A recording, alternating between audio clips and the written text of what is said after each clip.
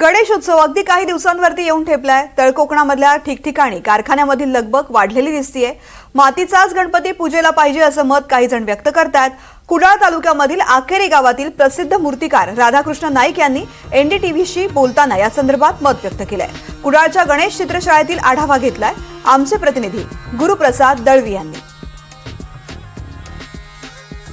अवघ्या काही दिवसात गणेशोत्सव येतोय, मात्र जी लगबग आहे ती शाळेमध्ये पाहतोय आपण। आकेरी येथील सुखकर्ता जी शाळा गणेश शाळा आहे त्या शाळेमध्ये आपण आलोय। याच ठिकाणी आपण पाहतोय हे जे गणपती आहेत ते पाहतोय हे गणपती जे पूर्ण आहेत ते मातीचे केलेले आहेत। पूर्णतः मातीचे गणपती आहेत, म्हणजे ओरिजिनल माती आहे ती मात्र माती इथे वापरून केलेली आहे, कारण ज्याप्रमाणे लोकांची जशी मागणी आहे त्या पद्धतीनेच हे गणपती त्यांनी बनवलेले आहेत। या ठिकाणी आपण पाहतोय अगदी साईबाबांची मूर्ती सुद्धा या ठिकाणी केलेली पाहतोय। ही जी मूर्ती आहे ह्याचं अगदी काम त्यांचं हात फिरवण्याचं काम चालू आहे। आपण बाबली नाईक जे पेंटर आहेत त्यांच्याकडे आपण जातोय। राधाकृष्ण उर्फ बाबली नाईक हे जे आहेत। नाईकजी काय सांगाल, कशा पद्धतीने आज आता काही अवघे दिवस राहिलेत, कसं काम चालू आहे?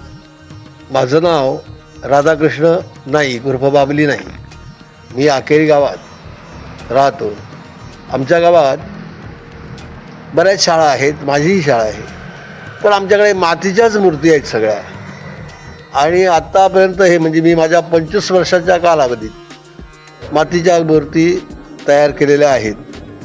आणि त्या मातीच्या मूर्तीला मागणी भरपूर आहे, कारण आपल्या हिंदूवासियांना जो देवाला भजणारा माणूस आहे की देव म्हणून ज्याला श्रद्धास्थान ज्याच्या हृदयात आहे तो मातीचेच गणपती बोलतो।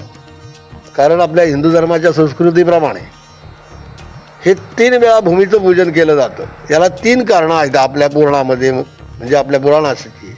एक, प्रत्यक्ष ज्या पार्वती मातेनं आपल्या अंगाच्या मळीपासून निर्माण केलेली एक सुंदर प्रतिमा, तिला एक पशुचं शिर लावलं आणि गणपती हे नाव झालं।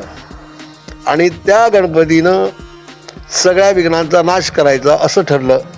अग्रपूजेचा मान शंभू महादेवांनी त्यांना दिला, म्हणून त्या दिवसापासून गणेशाचं पूजन केलं जातं, मातीच्याच गणपतीचं पूजन केलं जातं। हा गणेश चतुर्थीचा दिवस साजरा केला जातो।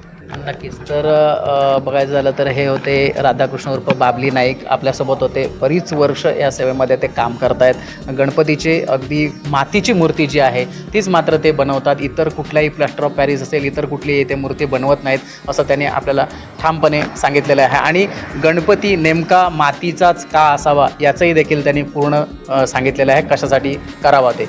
कॅमेरा पर्सन प्रतीकसह गुरुप्रसाद दळवी, एनडीटीव्ही मराठी, सिंधुदुर्ग।